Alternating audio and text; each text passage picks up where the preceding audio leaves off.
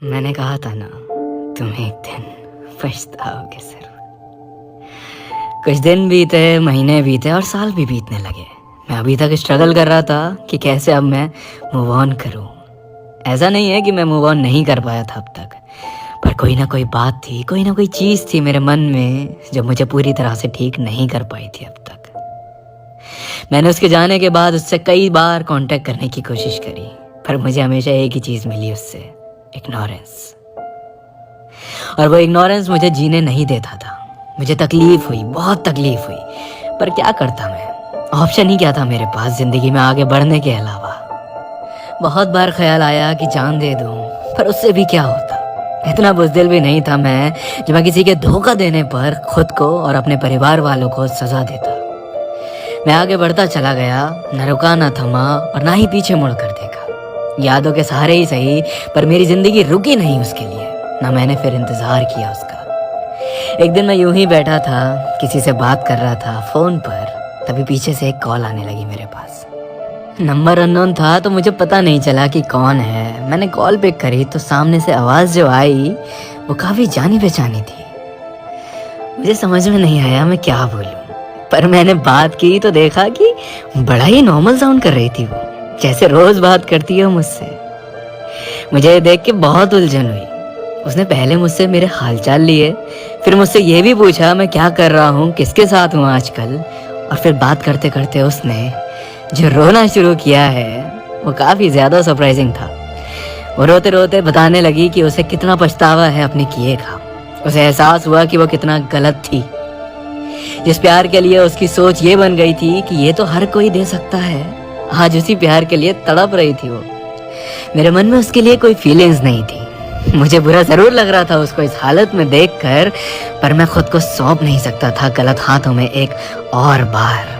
उसने ज़्यादा कुछ नहीं मांगा, बस मेरी दोस्ती मांगी, और मैं खामोश रह गया इस बात को सुनकर, क्योंकि मुझे समझ नहीं आ रहा था मैं हाँ बोलूँ या ना।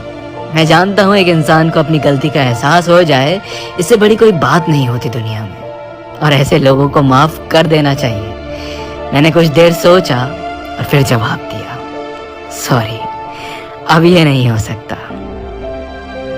मैं तुम्हें तुम्हारे किए के लिए माफ कर सकता हूँ, मेरा दिल तोड़ने के लिए माफ कर सकता हूँ, उस दुनिया की हर गलती के लिए माफ कर सकता हूँ जो तुमने की है, पर मुझसे कभी मौके की उम्मीद मत करना, क्योंकि वो मैं तुम्हें नहीं दे सकता।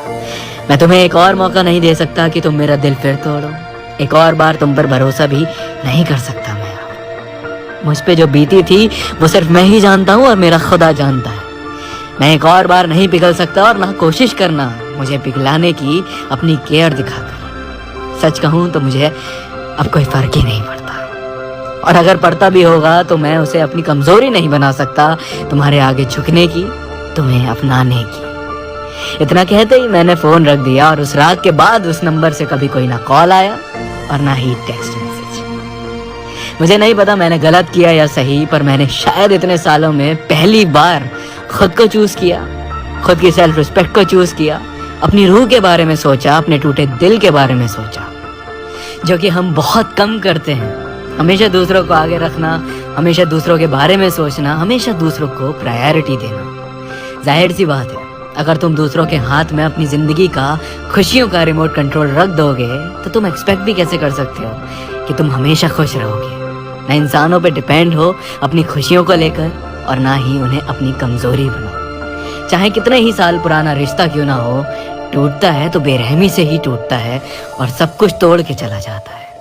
ये उसका कर्मा था, जो उसके साथ भी वही हुआ जो उसने मेरे साथ भी किया।